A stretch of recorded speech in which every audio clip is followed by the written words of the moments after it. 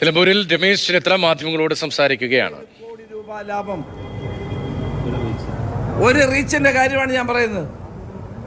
ഒരു റീച്ച് എന്ന് പറയുന്ന 35 മുതൽ 37 വരെയുള്ള കിലോമീറ്റർ ദൂരമാണ്. 1838 കോടി രൂപയ്ക്ക് വർക്ക് ചെയ്യേണ്ട സ്ഥലത്ത് വർക്ക് ചെയ്തത് 971 കോടിക്ക് സബ് കോൺട്രാക്റ്റായി വർക്ക് ചെയ്തു. എങ്ങനെ മേൽപ്പാലങ്ങൾ താഴെ വീഴാതിരിക്കും? എങ്ങനെ ഈ ഹൈവേയിൽ വിള്ളലുകൾ ഉണ്ടാകാതിരിക്കും? നാളെ ഈ ഹൈവേയിൽ ഉണ്ടാകുന്ന ഇത്തരം ഗുരുതരമായ ക്രമക്കേടുകൾ ആര് സമാധാനം പറയും? ഇത് മോണിറ്റർ ചെയ്യാനുള്ള ഒരു സംവിധാനവും ഇപ്പോൾ നിലവിലില്ല. ഇതിന്റെ ആദ്യം മുതൽ തന്നെ ഹൈവേയുടെ പണിയെ സംബന്ധിച്ചിടത്തോളം പരാതിയുണ്ട്. അലൈൻമെന്റുകൾ നിരവധി തവണ മാറ്റിയതിനുള്ള പരാതിയുണ്ട്. ആരാണ് ഈ ഇതിന്റെ എസ്റ്റിമേറ്റ് തയ്യാറാക്കിയത്? കമ്പനിക്കാരാണെന്നുള്ള പരാതിയുണ്ട്. അദാനിയാണോ എസ്റ്റിമേറ്റ് തയ്യാറാക്കേണ്ടത്? അവരാണോ ഇതിന്റെ വാല്യുവേഷൻ നടത്തേണ്ടത്? ടെക്നിക്കലായിട്ടുള്ള ഫീസിബിലിറ്റി സ്റ്റഡി ഉൾപ്പെടെ നടത്തുന്നത് അദാനിയാണോ? അപ്പോൾ ഇവിടെ കൂരിയാട് പാലം തുറന്നു. ഇവിടെ മലപ്പുറം ജില്ലയിൽ കൂരിയാട് പാലം താഴെ വീണു.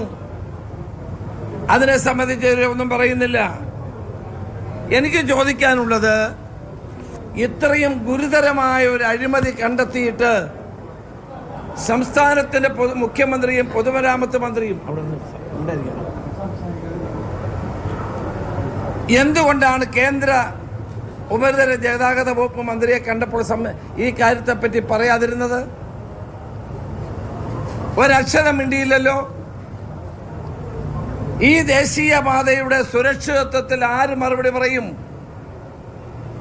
സംസ്ഥാന ഗവൺമെന്റിന് ഉത്തരവാദിത്തമില്ലേ ഈ പാതയിൽ ഉണ്ടായ ഗുരുതരമായ അഴിമതിയും വീഴ്ചയും തൽഫലമായി ഉണ്ടായിരിക്കുന്ന ഹൈവേയിൽ ഉണ്ടായിരിക്കുന്ന തകർച്ച, പാതയിൽ ഉണ്ടായിരിക്കുന്ന വിള്ളൽ, കൂരിയാട് പോലുള്ള സ്ഥലങ്ങളിൽ മേൽപ്പാലം തകർന്നു വീണത് ഗൗരവമുള്ള അഴിമതി ആരോപണമാണ് രമേശ് ചെന്നിത്തല ഉന്നയിക്കുന്നത്. ദേശീയപാത നിർമ്മാണത്തിൽ അഴിമതി നടന്നു.